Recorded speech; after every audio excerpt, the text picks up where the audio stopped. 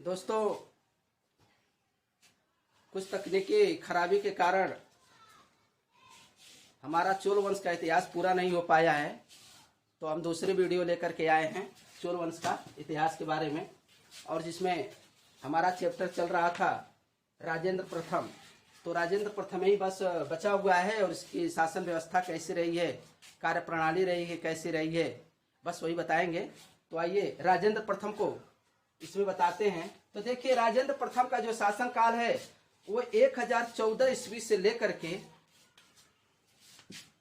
1014 ईस्वी से लेकर के 1014 ईस्वी तक है।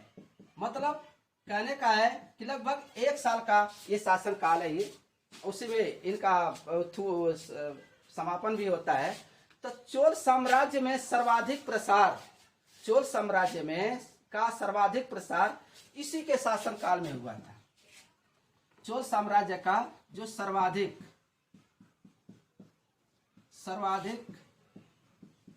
प्रसार इसी के शासन काल में हुआ था। किसके? राजेंद्र प्रथम के शासन काल में। इसने गंगोकोंड चोलपुरम, गंगोकोंड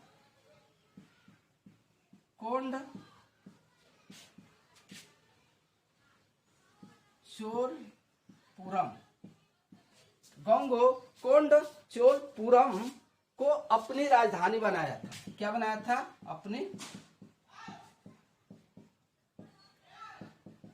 अपनी राजधानी इन्होंने बनाया हुआ था। इसी के शासन काल में चालुक्य शासक, इसी के शासन काल में चालुक्य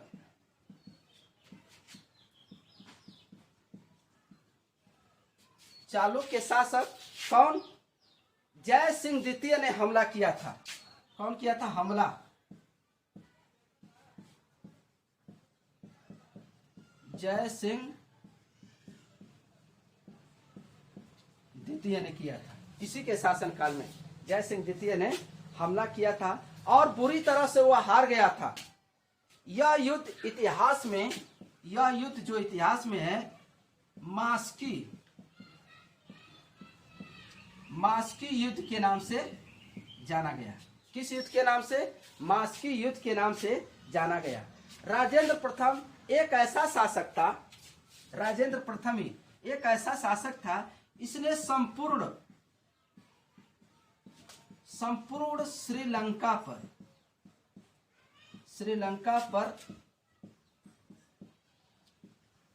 अधिकार प्राप्त किया था। संपूर्ण श्रीलंका पर इसने विजय प्राप्त की थी और साथ ही इसने बंगाल के पाल शासकों पर, इसके साथ ही बंगाल के पाल शासकों पर, बंगाल के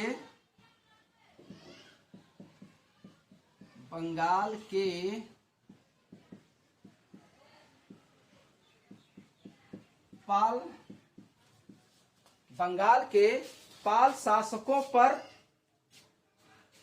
शासकों को पराजित करके, बंगाल के पाल शासकों को हराकर, पराजित कर, यानी इन लोगों को हराकर इसने क्या किया था?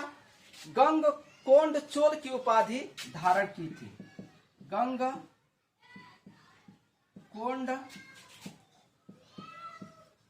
चोल की उपाधि इसने धारण की थी। आगे नोट में देखते हैं।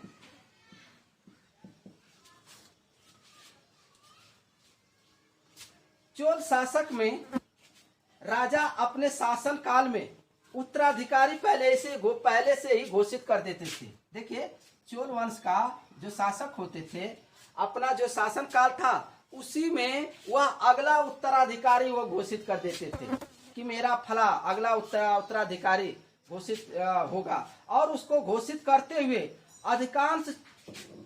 अधिकांश चोलकालीन मंदिर शिव को समर्पित है। यानी उस समय का जो भी मंदिर है वह शैव धर्म से संबंधित है और शिव को समर्पित है। शिव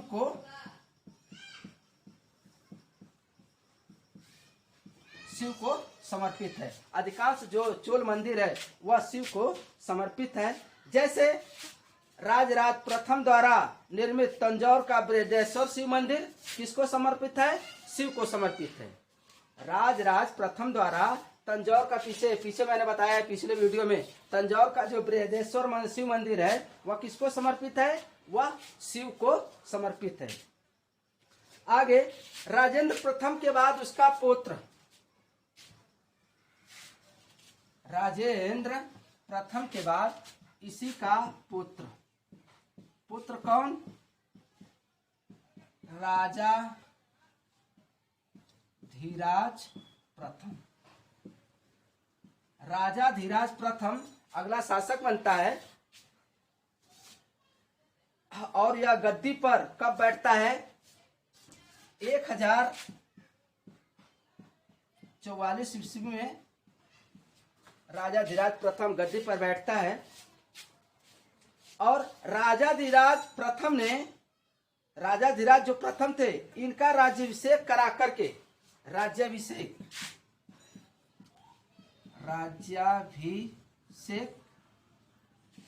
होने के बाद ये क्या करते हैं? ये विजय राजेंद्र की उपाधि धारण करते हैं। विजय राजेंद्र की उपाधि ये धारण करते हैं। राज्याभिषेक के बाद राजा धीराज प्रथम विजय राजेंद्र की उपाधि ये धारण करते हैं।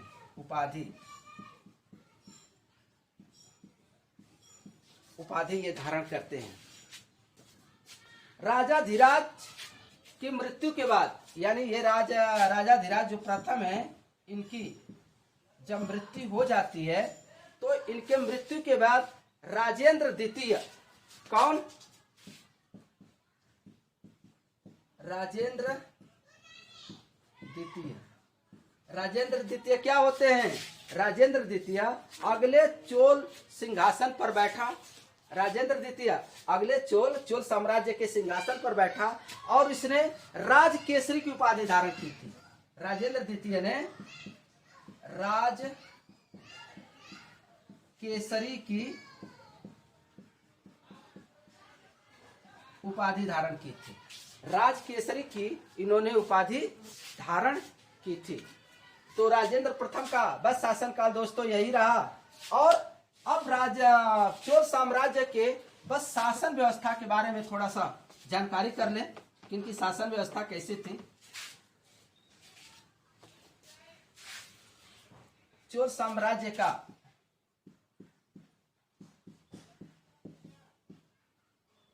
शासन व्यवस्था, चोल साम्राज्य का शासन व्यवस्था। तो चोल साम्राज्य के शासन व्यवस्था में केंद्रीय प्रशासन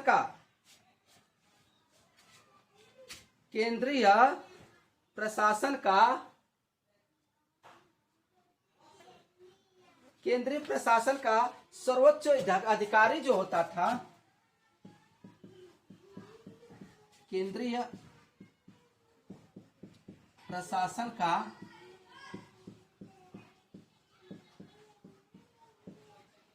सर्वोच्च जो अधिकारी होता था वह कौन होता था? राजा होता था। कौन होता था? राजा होता था। और राज्य भूमि का उपज का, राज्य जो है भूमि का उपज का कितना? 1/3 भाग, 1/3 भाग भू राजस्व के रूप में वसूलता था। किसमें? भू राजस्व के रूप में क्या करता था? वसूलता था। भू राजस्व के रूप में यह वसूलता था।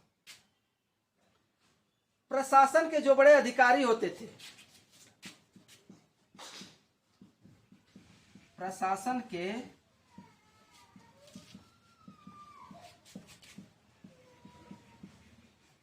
बड़े अधिकारी तो प्रशासन के जो बड़े अधिकारी होते थे उसे पेरुंदरम कहलाते थे।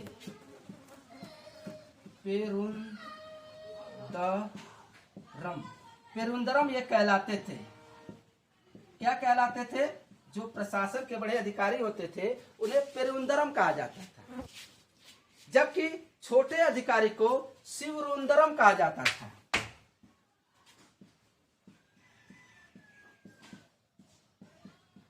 छोटे अधिकारी को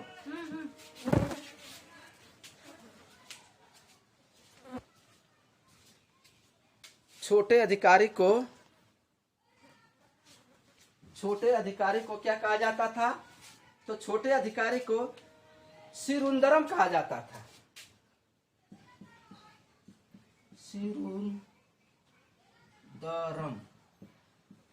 शिरुंदरम कहा जाता था। छोटे अधिकारी को शिरुंदरम कहा जाता था।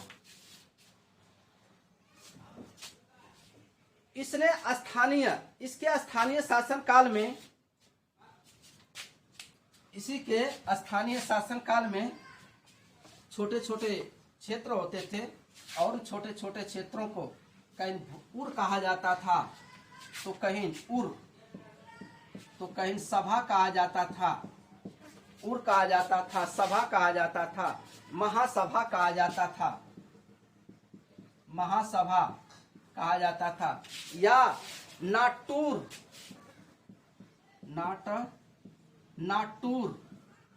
ऐसे क्षेत्र थे। और ऐसे ये संस्थाएं थी छोटे छोटे, जिसमें महासभा गांव में रहती थी। इसी में कहा गया है कि जो महासभा थी ये कहाँ रहती थी? गांव में रहती थी।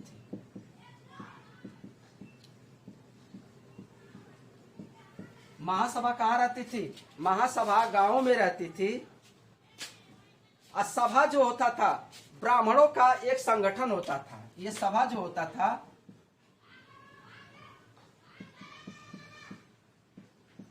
ये ब्राह्मणों का एक संगठन होता था। महासभा गांव में रहती थी और सभा जो थी ब्राह्मणों का एक संगठन था। उर साधारण सभा थी। उर जो थी ये साधारण सभा थी। और ये सभा कहाँ रहती थी? ये भी गांव में रहती थी। कहाँ रहती थी? गांव में। उर जो थी वो साधारण सभा थी और ये भी गांवों में ही रहती थी।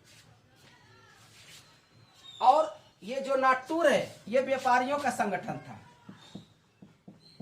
व्यापारी का संगठन था। नाटूर क्या था? व्यापारी का संगठन होता था। चोल साम्राज्य जो था मंडलों या प्रांतों में बटा हुआ था। चोल साम्राज्य मंडलों या प्रांतों में बटा होता था। चोल साम्राज्य जो था मंडलों या प्रांतों में बटा होता था।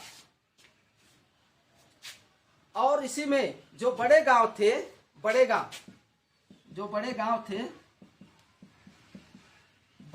को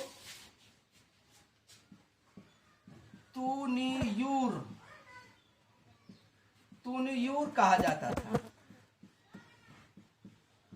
बड़े गांव को क्या कहा जाता था? बड़े गांव को तुनियूर कहा जाता था।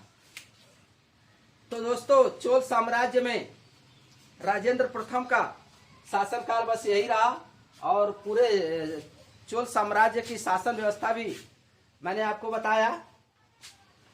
और चोल राजेंद्र प्रथम यहीं पर समाप्त होता है। राजेंद्र प्रथम का शासनकाल यहीं पर समाप्त होता है। अगली वीडियो में हम आएंगे लेकर के आपका अरब में इस्लाम धर्म का उदय। अरब में इस्लाम धर्म का उदय कब होता है, कैसे होता है, इस चीज़ को हम अगले वीडियो में दोस्तों लेकर के आएंगे। इस वीडियो में जो भी कमियां हैं दोस्तों कमेंट के माध्यम से आप बताएं, कमेंट के माध्यम से कुछ लिखें और हमारे वीडियो को लाइक शेयर और सब्सक्राइब जरूर करें। दोस्तों फिर अगली वीडियो में हम आपके सम्मुख होते हैं। धन्यवाद।